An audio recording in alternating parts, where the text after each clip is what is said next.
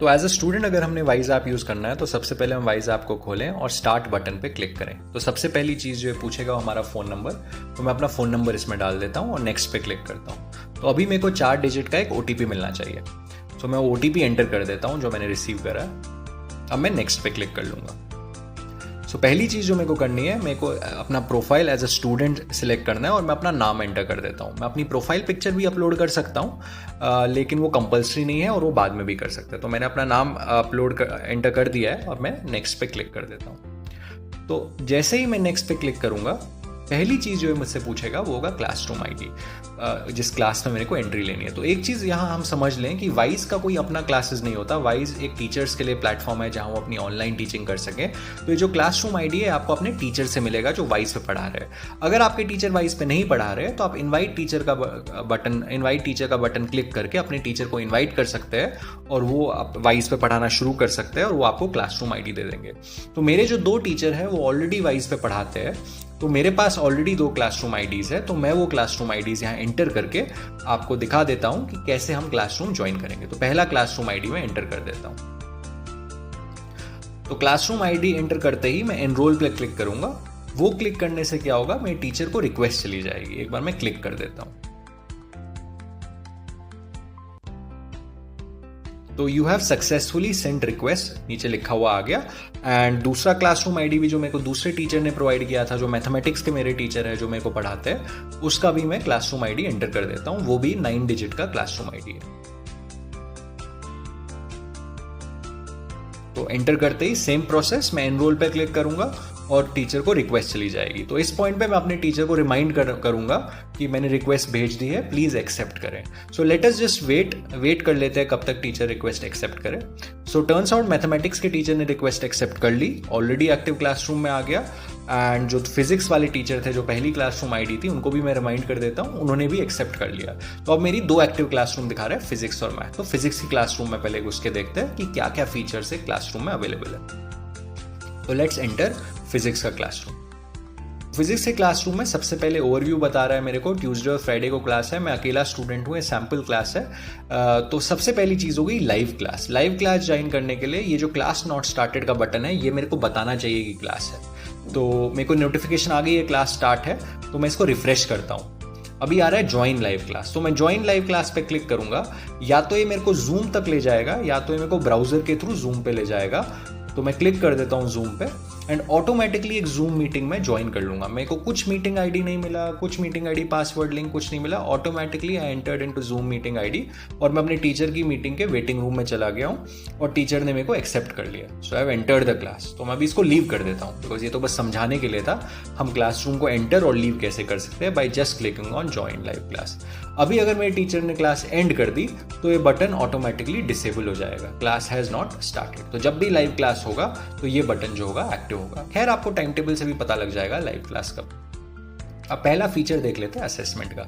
इस पे लिखा हुआ आ रहा है लॉज ऑफ मोशन, इस पे क्लिक कर लेते हैं। तो असेसमेंट बेसिकली क्या है, असेसमेंट एक तरीका है आपके टीचर से आपसे होमवर्क लेने का, असाइनमेंट करवाने का, असेसमेंट लेने का। तो कह रहे हैं 29 अगस्त 10 PM, this is the deadline जब तक मेरे को ये सबमिट करना है। इस पर एक फाइल भी अटैच्ड है, इस फाइल में प्रॉब्ली लॉज ऑफ मोशन का कोई क्वेश्चन होगा, तो इसको मैं देख लेता हूँ। तो ये देख के मेरे को समझ आएगा कि असेसमेंट क्या है। तो मान लीजिए मैंने देख लिया और मैंने इसको अब सॉल्व करके सबमिट करना है, तो मैं कैमरा से सोल्यूशन का फोटो खींच के अपलोड भी कर सकता हूँ, या मेरे मोबाइल में ऑलरेडी अगर फोटो है तो मैं उस डॉक्यूमेंट को सिलेक्ट करके अपलोड कर सकता हूँ। तो मान लेते हैं अभी मैंने रैंडम स्क्रीनशॉट अपलोड कर दिया, मान लेते हैं वही सोल्यूशन था। अब मेरे टीचर को सबमिशन मिल गया होगा, उनको नोटिफिकेशन भी चला गया होगा। मैं अपना सबमिशन वापस देख भी सकता हूँ यहाँ की मैंने क्या भेजा था, लेकिन मैं एडिट नहीं कर सकता। एक बार सबमिशन कर दिया तो वो एडिट नहीं हो सकता। तो अगली चीज देख लेते हैं रिसोर्सेज में मेरा टीचर अपना मटेरियल भेज सकता है मेरे को।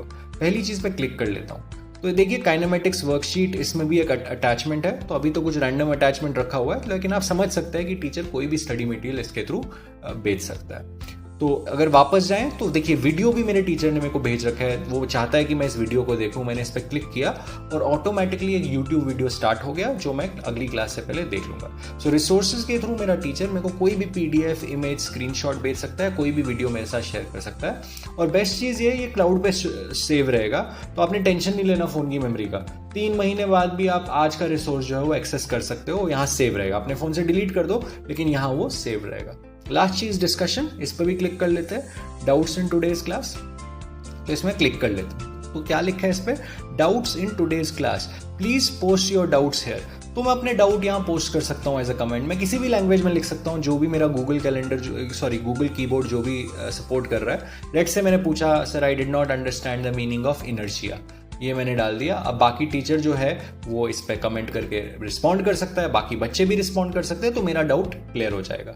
तो डिस्कशन में एक फायदा ये है कि आप अपना डाउट क्लियर करा सकते हैं अपने टीचर से पूछ के। आप खुद से एक नया डिस्कशन भी स्टार्ट कर सकते हैं, आपको जरूरी नहीं है कि आपने टीचर का वेट करना है। प्लस पे क्लिक करें, कुछ भी डिस्कशन लिख दें। मान लेते हैं मेरे को पता करना है कि क्लास 10th में हमको काइनेमेटिक्स पढ़ाया जाएगा कि नहीं, तो मैं लिख देता हूँ will we be studying kinematics, and अगर हम पढ़ेंगे काइनेमेटिक्स तो कब पढ़ेंगे, राइट। तो मैं किसी इंग्लिश में या जिस भी लैंग्वेज में मैं यहाँ लिख सकता हूँ, एंड मैं सेव कर दूंगा, तो एक डिस्कशन बन जाएगा एंड टीचर इसका आंसर कर सकता है, बाकी बच्चे भी कर सकते हैं अगर उनको ऑलरेडी इस चीज़ की इन्फॉर्मेशन है। तो डिस्कशन काफ़ी यूजफुल है डाउट्स क्लियर करने के लिए, या टीचर के लिए अनाउंसमेंट करने के लिए, या कोई भी बातचीत आपस में as a class as a group करने की, कोई भी कोलैबोरेशन वाला काम हो। Resources is important to get the study material, and assessment जो है वो तो इंपॉर्टेंट है टू मेक द सबमिशन, चाहे होमवर्क हो असाइनमेंट हो। अब हम एक काम करते हैं, वो क्लासरूम से बाहर निकलते हैं, क्योंकि हमारी तो 2 क्लासरूम थी, शुरू में दिखाया था आपको। एक बार बाहर निकल जाते हैं और हमारी एक और क्लासरूम है मैथमेटिक्स। इसमें अगर हम जाएंगे, इसमें एक अपना क्लास होगा, लाइव क्लास जो आप ज्वाइन करेंगे, इसमें एक अपना सेट ऑफ असेसमेंट होगा। मैं खोल देता हूँ एक असेसमेंट, देखिए ये मैं सबमिट नहीं कर सकता बिकॉज इसकी डेट जा चुकी है। तो आप वही असेसमेंट सबमिट कर पाएंगे जिसकी डेट जो है अभी नहीं गई हुई। तो आप you have to be careful कि सबमिशन डेट से पहले सबमिट करें। तो इसके अपने रिसोर्सेज हैं जो मेरे टीचर ने अपलोड किए, और अपना डिस्कशन इसका चल रहा है। तो इससे क्या हो गया ना, चीजें काफी सिस्टमैटिक हो गई। आपका मैथमेटिक्स का रिसोर्सेज डिस्कशन क्लासरूम एक जगह है, आपका फिजिक्स का रिसोर्सेज डिस्कशन असेसमेंट एक जगह है, राइट। ऑटोमेटिकली चीजें ऑर्गेनाइज हो गई, तो आपको टेंशन नहीं लेना है। उसका लाइव क्लास अपनी जगह, इसका लाइव क्लास अपनी जगह, उसका स्टडी मटेरियल, इसका स्टडी मटेरियल अपनी जगह। तो आप 5-6 क्लासरूम, जितनी भी क्लासरूम्स आप ज्वाइन करें, जितने भी सब्जेक्ट से क्लासरूम ज्वाइन करें, और सब ऑटोमेटिकली ऑर्गेनाइज हो। आई होप आपको समझ आ गया एज अ स्टूडेंट वाइज आपको हमने कैसे यूज करना है।